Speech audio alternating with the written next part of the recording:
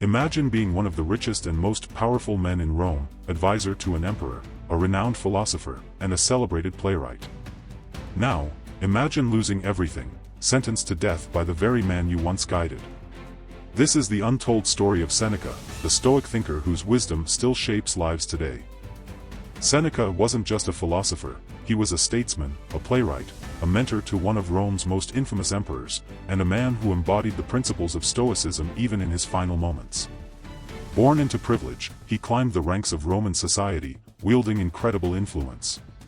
But power in ancient Rome was a double-edged sword. His association with Emperor Nero would lead to both unprecedented authority and an inevitable downfall.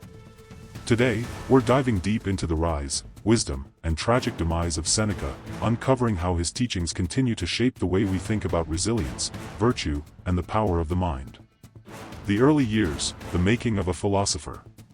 Lucius Annaeus Seneca was born in 4 BC in Córdoba, Spain, into a wealthy and prestigious Roman family. His father, Seneca the Elder, was a well-known writer and teacher of rhetoric, and he made sure his son received the finest education. As a young boy, Seneca was sent to Rome, the heart of the empire, to study under the best philosophers of the time.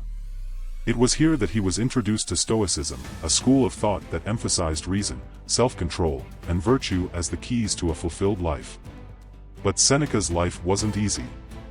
He suffered from severe chronic illnesses, which made him deeply contemplate the nature of suffering and endurance, an essential part of Stoic philosophy. Instead of letting illness defeat him, he used it to strengthen his mind and develop the resilience that would define his legacy. Exile and return, the road to power. Seneca's intelligence and rhetorical skills made him an influential figure in Roman society, and he quickly rose through the ranks. However, Roman politics was a dangerous game. In 41 AD, Emperor Claudius accused Seneca of conspiring against the throne and exiled him to the island of Corsica. For 8 long years, Seneca lived in exile. But instead of falling into despair, he dedicated himself to philosophy and writing. He wrote extensively on Stoicism, reinforcing the idea that external circumstances should never dictate one's inner peace. Then, in a surprising twist, Seneca was recalled to Rome. The person responsible? Agrippina the Younger, the mother of the future Emperor Nero. She saw Seneca as the perfect mentor for her young son, believing his Stoic teachings would help shape Nero into a wise and just ruler. The tutor of an emperor, the rise of Nero. At first, Seneca's influence on Nero seemed positive. As the young emperor's advisor, he promoted policies of clemency, justice, and moderation, trying to instill Stoic values in his student. During these early years, Rome enjoyed a period of stability, and Seneca was at the height of his power. He wrote some of his most famous works during this time, including On the Shortness of Life, where he emphasized that time is our most valuable resource and should not be wasted on trivial matters. However, as Nero matured, his darker instincts began to take over. He became increasingly cruel, paranoid, and power-hungry. Seneca's attempts to guide him fell on deaf ears. He witnessed Nero ordering executions, indulging in extravagance, and becoming the very opposite of the Stoic ideal.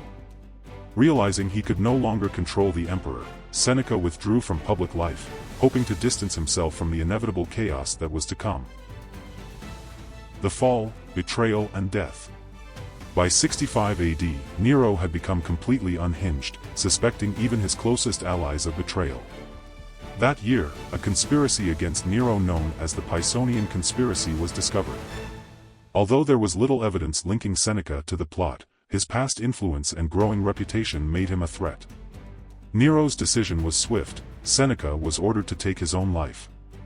In his final moments, Seneca accepted his fate with remarkable calmness. As a true Stoic, he saw death as a natural part of life and something not to be feared. He attempted to open his veins, but his body was weak from years of illness. To speed up the process, he drank poison, but even that failed to end his suffering quickly. Finally, he was placed in a hot bath, a symbolic gesture meant to ease the pain, but he eventually succumbed. His death was not just a political execution, it was a test of Stoicism in its purest form. He died as he lived, calm, in control, and unwavering in his beliefs. Seneca's legacy, why his wisdom still matters. Though Seneca died at the hands of a tyrant, his ideas lived on. His writings on Stoicism have inspired countless people, from Marcus Aurelius to modern thinkers seeking mental clarity and resilience. Some of his most powerful lessons include: White heavy checkmark, control what you can, accept what you cannot, a core Stoic belief that teaches us to focus only on what is within our power. White heavy checkmark, time is our most valuable resource. His famous work on the shortness of life reminds us that we waste too much time on things that don't matter. True wealth is a content mind. Despite being one of the richest men in Rome, Seneca constantly warned about the dangers of materialism and excess.